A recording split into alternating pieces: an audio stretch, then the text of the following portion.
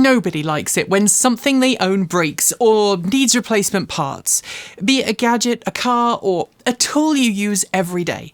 Losing the use of something you rely on until the right parts are secured can be frustrating at best, and a blocker to you getting things done or earning money at worst. I personally hate it when something I rely on breaks, which is probably one of the reasons why I'm someone who tries to keep spares, or rather consumables, for things I know regularly fail at home. I have a couple of the kneading paddles for my bread maker in a drawer. I have spare fuses and breakers, and I keep cabin air filters at home for both the car and the truck.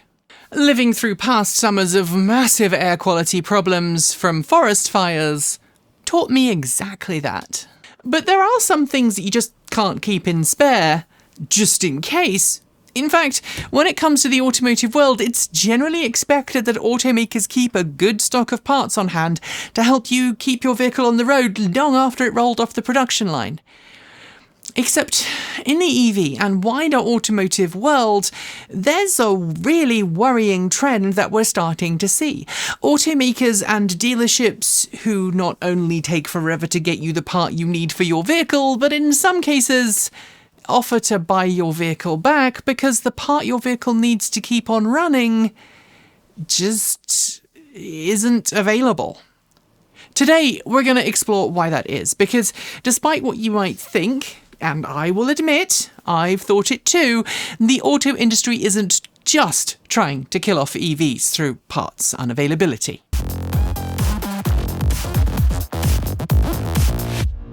I've seen a bunch of horror stories come across my desk in recent weeks discussing vehicles that have been left in an undrivable or unfixable state at dealerships for not just weeks, but months. And in the very worst case, that's led automakers to offer customers a buyback either through a goodwill arrangement or in order to comply with a local lemon law. And the reason is usually down to parts availability. In the last week alone, I've heard of GM, Ford, and Hyundai vehicles suffering this kind of problem.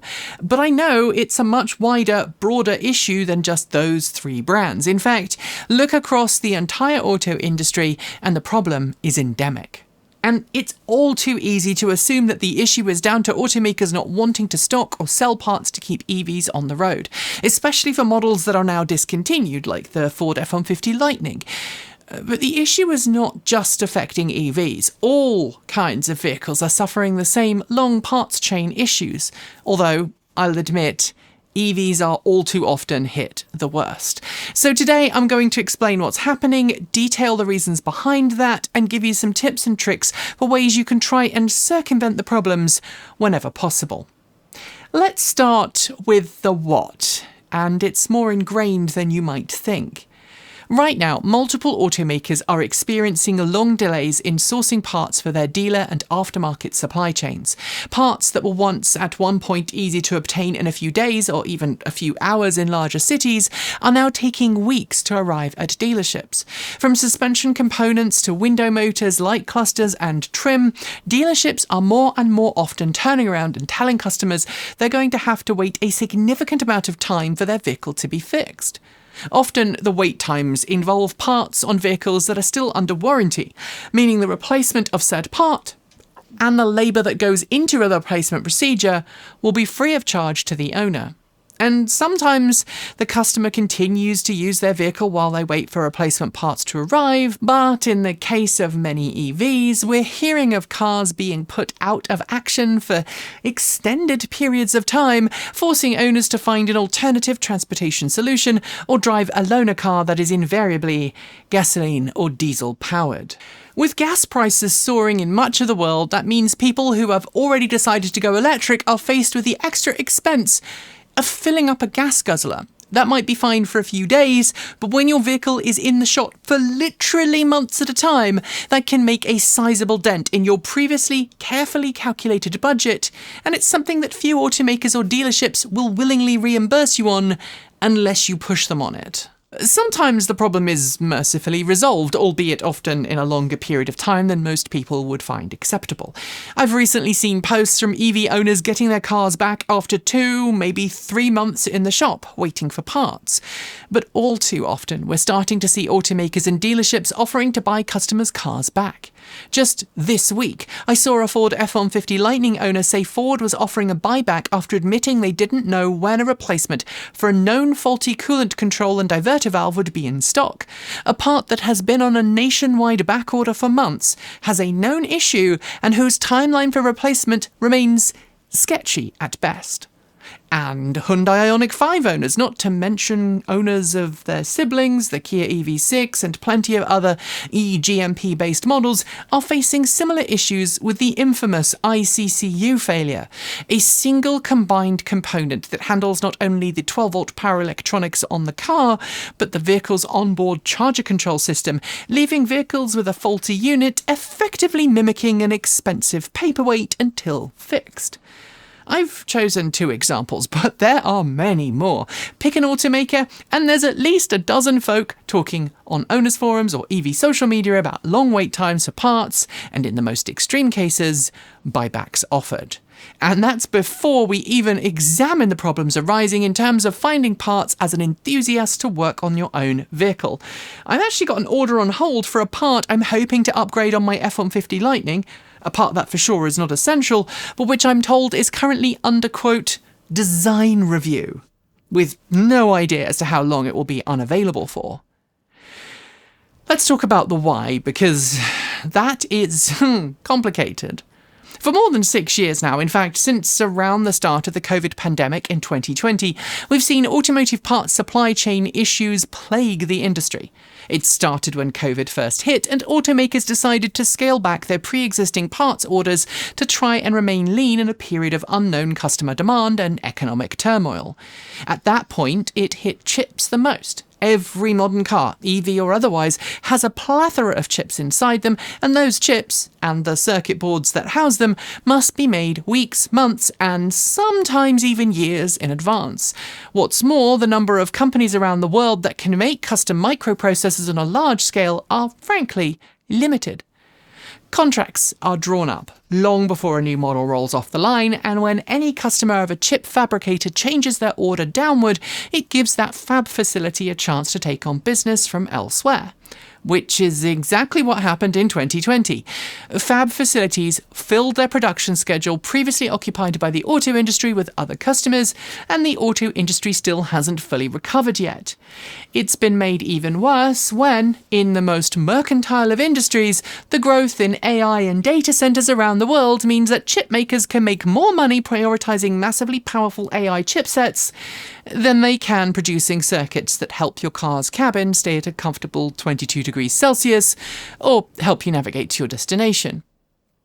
In 2020 through 2024, that constriction of computer chips caused automakers to delete features on previously advertised models, offer customers cashback refunds on their advertised sticker price, and in some cases carry out expensive retrofit programs long after the vehicles were purchased. Instead of getting better sense, though, it's got worse. Sure, computer chips are now easier to obtain than they once were, but automakers are finding increasingly tight margins, and tightening consumer belts mean fewer people are able or willing to buy new vehicles. The ongoing conflict that is the illegal invasion of Ukraine by Russia has impacted parts availability for things like wiring looms and harnesses, and while Ukraine is frankly doing amazingly well keeping as much of its supply chain operating as it can, it is having an impact. Then there are the tariffs on Chinese-made components, both in the US and Europe. They too are dramatically raising the cost of parts and the lead time for the same. And then there are trade wars between the US and the rest of the world. Those are making things even more problematic. When President Trump retook office in January 2025, he wasted no time in enacting tariffs on the products imported to the US from other countries. Those tariffs, which economists around the world have regularly called arbitrary at times, were framed by the White House as being taxes that other nations would pay in order to do business with the US. But they ended up being a tariff on US consumers and, of course, US businesses. I don't think I need to explain the impacts that President Trump's tariffs have made on the world. You don't have to be a US resident to know that the cost of goods has soared globally since President Trump arrived back in the White House. You don't have to be a US resident to know that normal global trade paths have become somewhat strained. And while some of those tariffs have been struck down by the courts and some have been paused or changed, the instability of the current occupant of the White House means that automakers are unwilling to make large financial bets on parts that could cost them more tomorrow than they cost today. Sometimes those price increases are being passed on to customers, and sometimes automakers are responding by reducing their parts stock. For the auto industry, tariffs aren't just on parts, they can be felt on actual cars too. Any vehicle or vehicle component made overseas is being hit from multiple fronts at the same time. Are we winning yet? To that, add the supply chain uncertainty to growing economic pain as inflation soars, customers scale back on buying new cars, and policies come into force that effectively discourage EVs from being made and sold. That makes the impact even more heavily felt. Then we can throw in the domination of AI, the surge to build AI data centers, and the impact that's having on many computer components, and it's something of a perfect storm. But we are not done. Add in the general inflation caused by the ongoing war in Iran, and the impact that it's having on fossil fuel prices. It's like you're rolling with disadvantage and getting crit fails. But wait. There's more. There's the added bonus issue that affects EVs specifically. The, we aren't making this anymore. Or the, we're only buying these in small quantities. The more popular a vehicle is, the more of them sold, the easier it is for an automaker to financially justify having a large parts catalogue. And while you might think I'm talking about just what powers the vehicle, this can also be true for specific variants of a vehicle. Models that are produced in lower numbers, because they're range topping or entry level, tend to have smaller parts availability in general than the most popular variants. And to be sure, it might be nice to own the range topping version of your car with all the option boxes ticked. If something goes wrong, you may find yourself waiting longer for a replacement part. The EV world right now? It's that problem multiplied. But before I get there, did you know that we're only here because of our amazing community of supporters?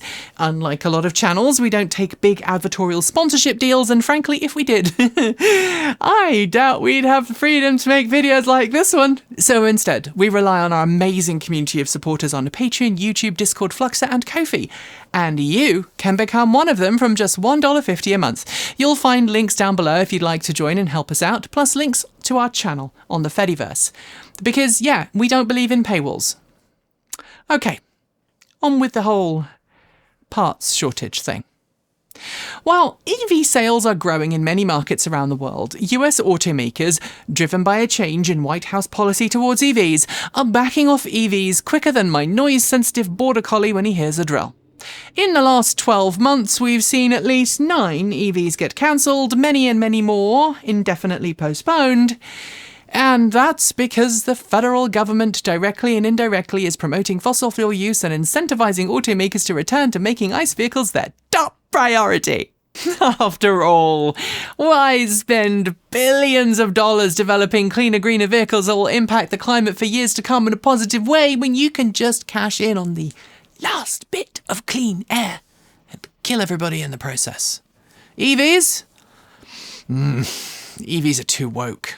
All of this turmoil, the tariffs, the global uncertainty, and the models that are either in reduced production or just cancelled means that automakers are in no rush to fill up their parts supply chains. Reduced consumer protection laws, again, thank the US president, mean that the Consumer Financial Protection Bureau, heavily neutered from its pre-Trumpian days, is not enforcing much of the consumer rights protections that it once did. And of course, automakers and auto dealers are also heavily eager to keep the current status quoting, because it means more money for them and their shareholders. Oh, and then there's the dealership problem, because automakers are so eagerly calling the shots on franchise dealerships, and because EVs are quite complex in the way they're engineered, for no reason other than because automakers very often didn't employ clean slate thinking, the actual financials of working on EVs are uneconomical. See, most franchised dealerships have agreements with automakers over how much they can charge for a set of regular service items. This fixed price is sometimes vehicle-specific and sometimes not. But importantly, how much a dealership can charge an automaker for a repair under warranty versus how much they can charge an out-of-warranty vehicle owner for the repair varies. A job that takes 8 hours with an auto dealer can be charged 8 hours to a customer, but it might be listed as only being a job the dealer can charge the automaker 4 hours for. And thus, wait for it, when it comes to warranty repairs, the money ain't there. Loop back in the whole auto dealers aren't able to sell right now, even with $10,000 off sticker, because of the general situation in the world right now. And it's no wonder nobody is getting parts or fixes applied. And then there's the process of how dealerships now have to operate, and have for a while, when it comes to a warranty repair. In many cases, sometimes but not always, even if it's a recall, dealers are expected to first inspect and then diagnose a vehicle before they are allowed to order a replacement part. In other words, you can't get the dealership to order the part before the vehicle has been seen. They have to physically see and inspect the vehicle before they're allowed by the manufacturer to order a replacement part. And honestly, I'm not sure why this is. It could be concerns about the cost of it all, or the fact that it's just the way that many automakers now expect their franchise dealerships to behave. But the locking down of parts is inherently problematic in the industry, both for ICE and EV. That doesn't even factor in other problems, parts and variations of parts, because we're so heavily invested on this onboard tech and modern cars, and the part shortages of the last 5 years have actively made it more likely your EV could have a different component than the one made just a few weeks later. They may have different connectors or fitments or software, but they are different. And even when they are the same, things like radar sensors or semi-autonomous systems, they must be properly registered to the car they're going into, as well as properly calibrated before they can hit the road. And that again takes up tech time and costs dealerships money. So, well done. We've covered the what and the why. Now the important bit, what you can do about it. Depending on where you are, unfortunately, your options will vary. In the US, changes to federal laws around consumer rights, or rather changes to the agencies that enforce or choose not to enforce consumer rights, mean that you're in a less powerful position today than you may have been before you know what happened. And state protections vary widely depending on what your local lawmakers are like and how they view who won the 2020 election. Yes, I know. It was a cheap shot. But seriously, I have had enough, and I suspect most of you have too. If you are upset with me calling that out, well, you know where the unsubscribe button is. Let's start with the dealership side, because that's where most of you are going to end up first. Know your leverage before you walk in. Many states have lemon laws that cover consumer rights when it comes to new and sometimes even used cars. And that's where some of the buyback agreements I covered at the start of the show come from. Automakers trying to comply with local lemon laws so they don't end up paying lawyers and court fees. Know what your local law actually says. How many days, how many attempts before you take your vehicle in is a genuine advantage. It's the difference between waiting and watching and knowing exactly when you've crossed a line that works in your favour. Then build your paper trail. Get the name and number of a dealership representative and do some digging to find the best contact at your vehicle's automaker. Some brands have dedicated EV teams. Next, document every interaction, every visit, every call, every "sorry, we're still waiting on the part" conversation, and who told you that. It is laborious, it is frustrating, but it's not uncommon to find that person A has no idea what person B already promised you, and your notes are what settle that argument in your favour. While you're at it, ask specifically about part availability every time. What's the hold-up? Why is it not available? Is it available elsewhere? Those answers matter more than they might seem right now. Then, ask for what you're owed. Explicitly. For example, if you're stuck in a rental car and the fuel costs that come with it, especially if it's gas, tell the dealership you expect that back, or the automaker. You're not responsible most of the time for a part failing, and its unavailability is also not an excuse for someone else's problem to land in your monthly budget. Next. Escalate before you go legal and be genuinely vocal. Reaching out after a few weeks of silence with a firm, "Hey, this should be fixed by now, can I get some help?" is completely reasonable. Join an owners group, make a fuss on social media, hold metaphorical feet to the fire. But be polite and be firm. Companies don't like being called out publicly, and that squeaky wheel approach gets results more often than you might think. And when you do all of that, hold the L word, but only in reserve. Like, seriously, never threaten a lawyer or legal action unless you genuinely mean it and are willing to follow through.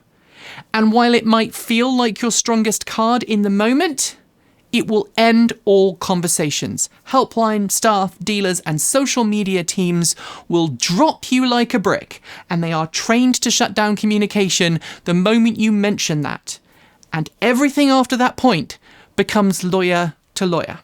And that gets expensive fast for both sides. Yes, legal counsel can be the right call, but only after you have actually exhausted every other option. And that's pretty much it for dealerships. But if you're someone who likes to rent yourself, there are workarounds worth knowing about. Buying used parts can help as a stopgap, though be aware that can affect warranty coverage in some parts of the world. Owners groups and forums are also faster than official channels for finding those workarounds. I mean, one of the most common issues right now on the Ford F-150 Lightning is the aforementioned coolant valve. It's a major issue, and Ford is apparently working on a fix. But temporarily, if you are mechanically inclined, you can take the component apart and get it working again by moving its internal gear mechanism. Martin from Martin Rebuilds has a great video on doing exactly that, so go watch it if it affects you. But you would be doing so at your own risk, and you would be on your own. And if you're the type who likes to keep spares and consumables at hand, well, do it. Buy air filters or whatever components you know regularly get replaced and keep them somewhere safe. I know from my own experience, although I live in a very remote area, it's a lot nicer to swap the one in your cupboard than order a replacement than it is to need the replacement and sit around waiting weeks or months for one to arrive. And if you are like me, working on building upgrades for your car, be patient, plan ahead. I mean, like I said, I've got a couple of parts on back order right now, and I'm just waiting on the news that they're on their way. And if that news doesn't come, well, I'll either wait longer or find an alternative way of getting them. Thanks for watching to the end, and if you made it this far, let me know what kind of experience you've had waiting for parts of late, regardless of what the vehicle was powered by. Have I missed out on tips or tricks that you've used in the past, or have you had some unexpected success story that you'd like to share? Leave them all in the comments down below. We are 100% independent at this channel, and proudly so. That means that what we say is our words, not someone who's paid us to say them. And if you'd like to help us stay that way, there's a link in the down below to support us on Patreon from just $1.50 a month, joining the long list of amazing people who make this channel possible. You can also support us on Ko-fi, grab some swag from our swag store, and please hit subscribe. I know YouTube won't reliably tell you when we post, so you should also join us on social media, or follow us, or join our Discord, or flux to chat rooms, where I promise you won't be left hanging waiting for an urgent repair part. Thanks for watching, thank you for being the awesome positive change we need to see in the world, and until next time, keep evolving!